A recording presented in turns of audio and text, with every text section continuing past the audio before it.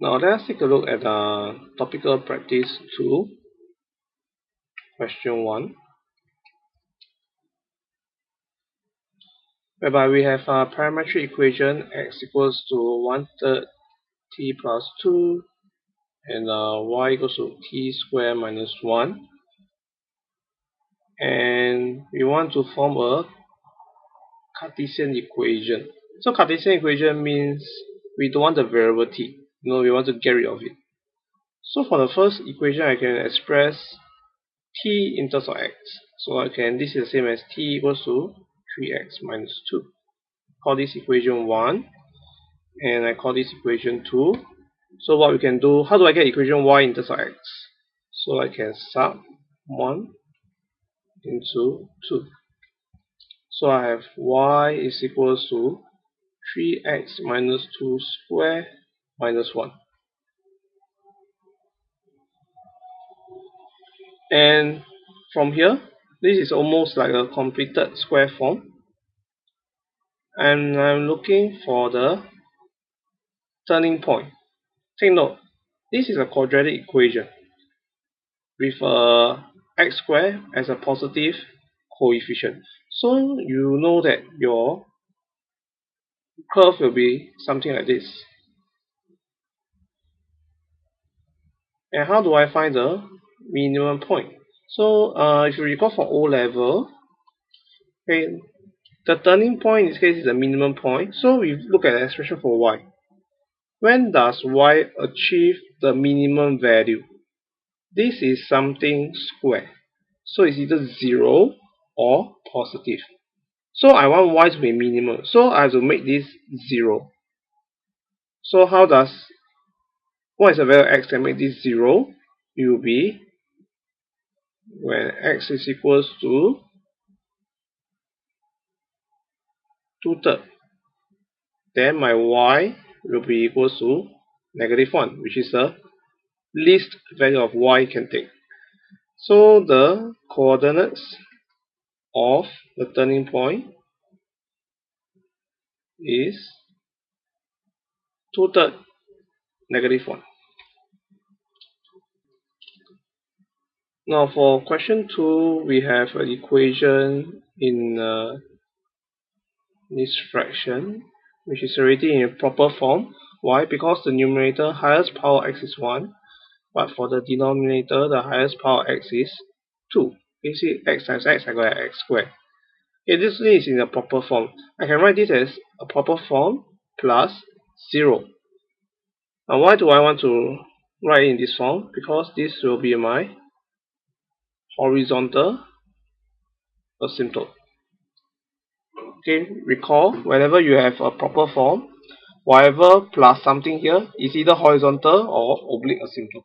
Okay, so I already identified what is horizontal asymptote. What about vertical asymptote? Vertical asymptote occurs when y is undefined. So when is y undefined? When the denominator is 0. So what values of x will make my denominator 0?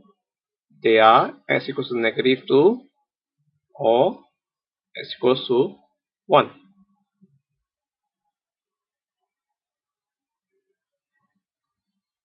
Okay, and one more thing that I forgot to mention is the coordinates of the intercept.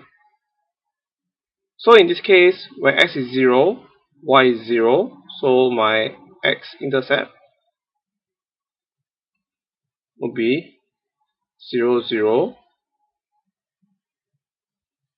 okay, coordinate, which is also the same as the coordinate of the y-intercept.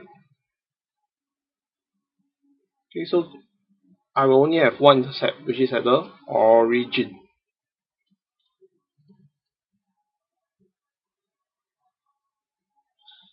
Now for part 3,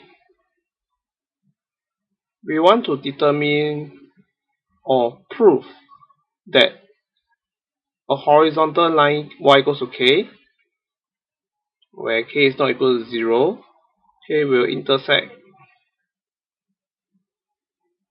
x over x plus 2, x minus 1, at two distinct points. Okay, so what do we mean by one graph intersect another graph? It means finding solutions for this.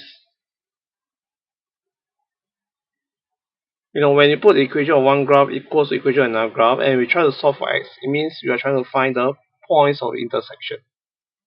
Okay, so now my k is a non-zero constant. Okay, what I can do is I can just do some rearrangement of the terms. So I have k, x plus 2, x minus 1 equals to x, and I get a quadratic equation in x.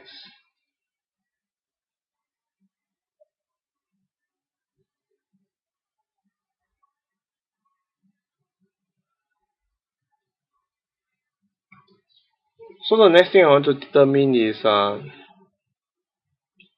many solutions will I have in this quadratic equation. So the number of solutions is the same as the number of points of intersection. So quadratic equation, number of solutions, we can determine by the discriminant, which is b squared minus 4ac. So what's my b? K minus 1. So it's k minus 1 square minus 4k, and my c is negative 2k. So this is the same as k minus 1 square plus 8k square, which will always be greater than 0. Okay, as long as k is not equal to 0, okay, this is something 0 or positive, this is something 0 or positive, and they can't be both 0 at the same time. So when you add up, this is greater than 0. So what it means is that, we will have two solutions for this quadratic equation, and this means we have two distinct points of intersection between this line and this curve. Okay, last but not least, for part 4, we are going to sketch a curve. So we are going to make use of all the features which we found in the earlier parts. Okay, we are going to have a vertical asymptote x equals to 1. We're also going to have a vertical asymptote x equals to negative 2. And I know that I have an intercept at the origin, so my curve must cut through the origin. And I have a horizontal asymptote, which is the x-axis. Okay, so one way to draw is this.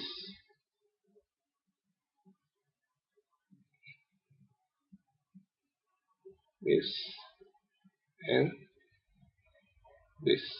Okay, because you have the whole equation already, so you can just use GC to verify the shape.